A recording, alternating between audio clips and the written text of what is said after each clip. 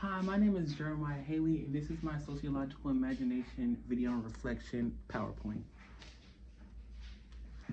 Um, I'm trying to keep the brightness on the TV so you can see it, so that's why I might have to keep tapping it. But sociology is the analysis of social interaction, social progress, and the social determinants and effects of human actions, and is known as sociology. Social forces would be any human-created patterns of action that persuade, coerce, or compel individuals to act and/or interact with one another and understand and think in a particular manner.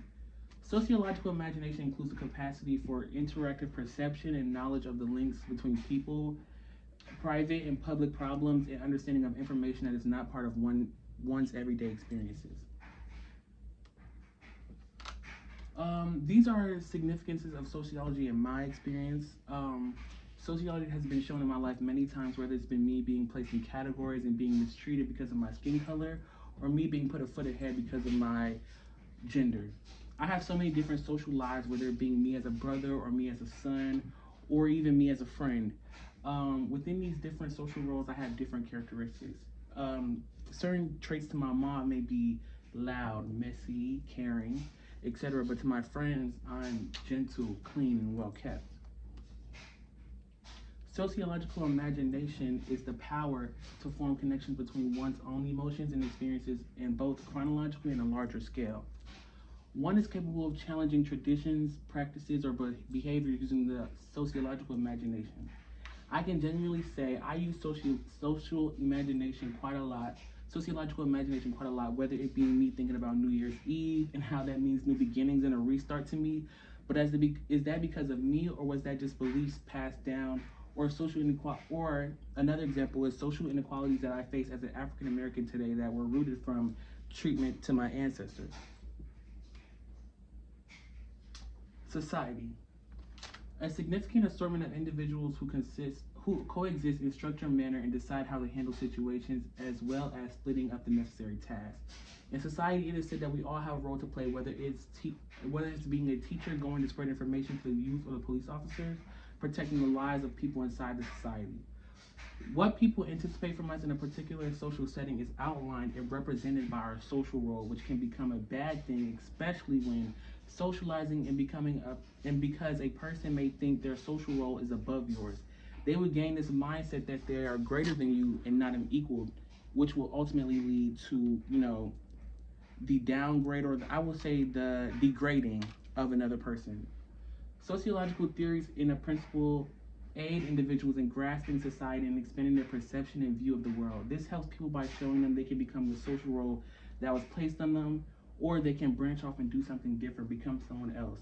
Defiance in the society can lead to destruction, or it can lead to thousands of possibilities that were never known before.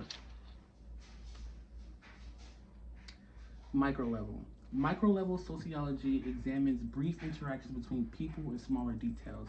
There are micro interactions that weigh heavy on lots of decisions and outcomes, like a husband arguing with his wife in front of his kids, that can lead to lots of buried trauma inside of a kid, which will show them that that's acceptable, or arguing is the only way to have conversations or to get your point across. Another example is bullying. You bullying one kid could lead to so much more than just that kid crying or hurting.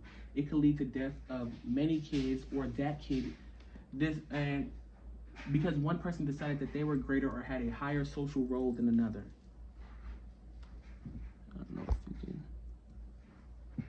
Macro level. The cultural, ecological, economic, and other variables that have an influence on societies are considered in macro level analysis. There can be so many examples of macro level interactions, such as 9/11, which led to heartbreak of millions, and war that had so much bloodshed and casualties, it created more heartbreak, and led to the rising of prices, and soldiers didn't return the way they left, whether that being physically or mentally. Another example can be the assassination of JFK, which led to the distrust of the government and led to immediate heartbreak across America, and in some ways it reshaped the Democratic Party a lot.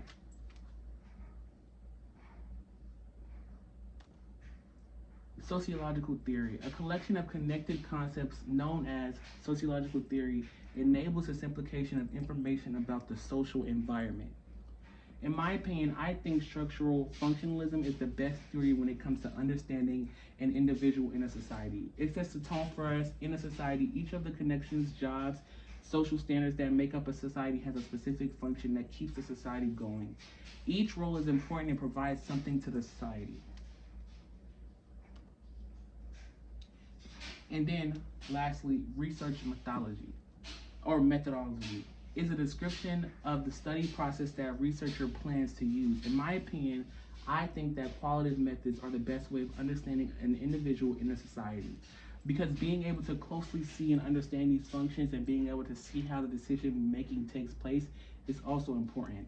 Quantitative research takes the numbers and graphs and percentages and use them to weigh out the certain decisions that were made, and certain outcomes came to be qualitative takes, the actual account of a person's feelings and social roles. That's why I believe that qualitative is better, because you're actually viewing what this person has to say. You're taking that survey, you're seeing the way they make that decision, you're getting to actually understand instead of taking the numbers, the graphs, the percentages, because that's not always right. But my name is Jeremiah Haley, and this was my sociological imagination video and reflection.